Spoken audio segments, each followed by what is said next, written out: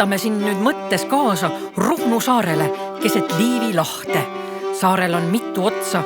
Kui ringsust mööda peamist külateed minema hakkame, jõuame Kivisesse Kuunsi randa. Vaata hoolega, mõned kivid liigutavad ja neil on silmad peas. Hülgejaht on ruhnasi toitnud ja katnud 100 aastaid. Rasv oli nii Kuramaal kui Sõrvesäärel kulla hinnaga. Nahast sai tekke ja saapaid. Paneme nüüd hülgenahksed kingad jalga ja hakkame Korsitalu rehetoa muldpõrandal chips-polkat tantsima. Kuula, mis häält need kingad teevad. Ikka chips ja chips ja chips.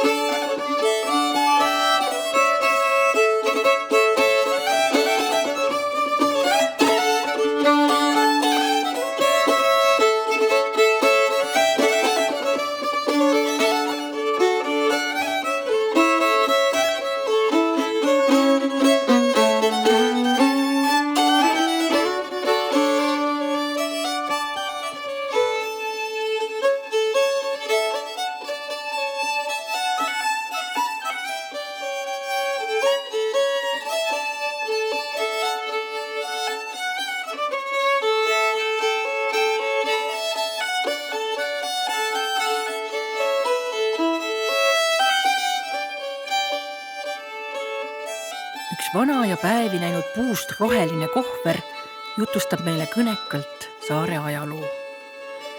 Selle kohvriga läksid Elleni vanemad 4. augustil 1944 Kuunarile Juhan, et minna sõja eest Rootsimaale pakku. Kohvrisse pakiti perekonna väärtesemed ja Ruhnu rõivad. Ellen oli tol päeval 4-aastane ja mäletab, et oli eelseisvast merereisist elevil.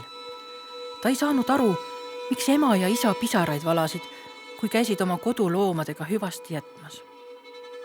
Loodeti ikka, et sõda saab läbi ja nad saavad koju tagasi tulla.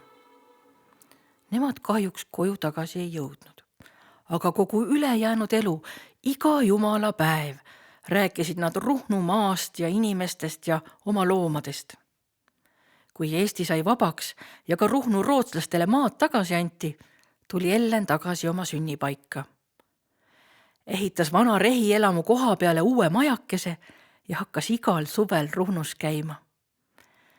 Ja esimene asi, mille ta koju tagasi tõi, oli see puust roheline kohver, kus sees olid tema ema rahvariided. Kui Ellen madlipäeval Ruhnu kirikusse läheb, kannab ta neid uhkuse ja väärikusega.